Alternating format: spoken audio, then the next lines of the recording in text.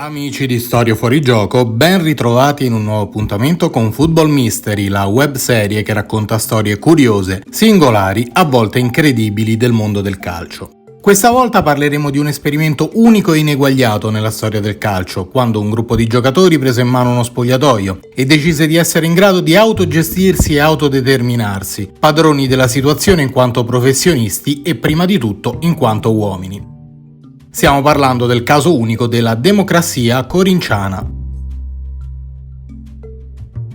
L'area degli spogliatoi dello stadio Pacaembu di San Paolo del Brasile ristagna come quella di un magazzino. L'arredamento, in linea con lo stile un po' spartano del calcio fine anni 70, lascia ampi spazi vuoti che fanno risuonare echi di parole e passi, come quelli segnati dal ritmo dei tacchetti dei calciatori che entrano nello stanzone. Uno dopo l'altro sfilano i profili di Vladimir, di Socrates, di Casagrande, leggende dell'epoca per il Corinthians prima, del football paulista poi, e di tutto il calcio brasiliano in generale. Si siedono sulle panche e discutono di argomenti della massima importanza per il club, strategie per le partite future, programma degli allenamenti. Attorno a loro anche cicche di sigarette e qualche birra, ma neanche l'ombra di un allenatore.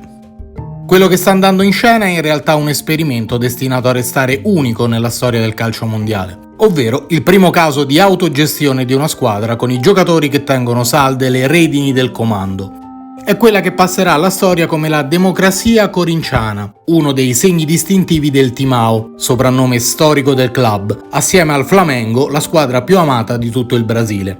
Non sembra un caso che a cavallo della scomparsa di Socrates siano arrivati i maggiori successi della storia del club, con il Brasileirão e la Coppa Libertadores dopo una rincorsa durata tutta una vita.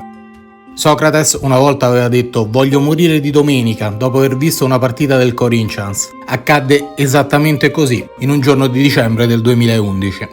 L'apice della fama internazionale del Corinthians, prima di tutto questo, era identificabile proprio nel periodo distintosi per gli interpreti della democrazia.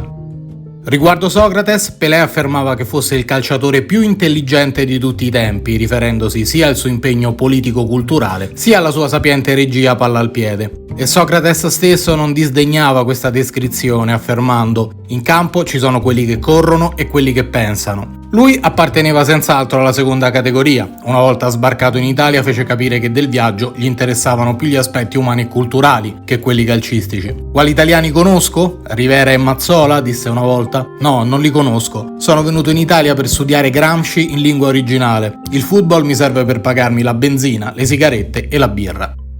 Poi c'era Walter Casagrande, che fu un bomber che raccolse consistenti successi anche nella nostra Serie A con le maglie di Ascoli e Torino. Vladimir Rodrigues dos Santos, un terzino infaticabile, capace di far parte della selezione dei migliori giocatori di tutti i tempi del campionato paulista. Erano i leader carismatici di un gruppo che funzionava come una perfetta democrazia autogestita.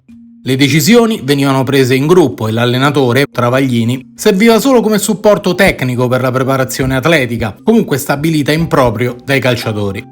L'esperienza durò di fatto un triennio, dal 1982 al 1984, rivelandosi peraltro un autentico successo, innanzitutto per le casse del club, che dall'autogestione del gruppo riuscì a ricavare una riduzione drastica delle spese. Quindi, dal punto di vista sportivo, non arrivò il successo nel campionato brasiliano, ma 2 titoli paulisti, 1982 e 1983, comunque molto rilevanti considerando la grande importanza dei campionati statali in Brasile.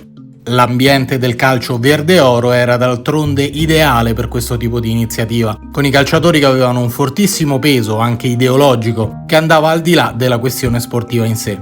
Oltre a gestire il club con pari diritto di voto e di opinione rispetto alla dirigenza, i calciatori potevano usare la maglia del Corinthians per fini propagandistici. Socrates stesso promise che avrebbe fatto saltare il suo trasferimento in Italia in caso di passaggio di una riforma costituzionale in Brasile. Ma la storia fece il suo corso, la democrazia corintiana vide i suoi protagonisti sparpagliarsi ai 4 angoli del mondo e l'esperimento non fu più ripetuto.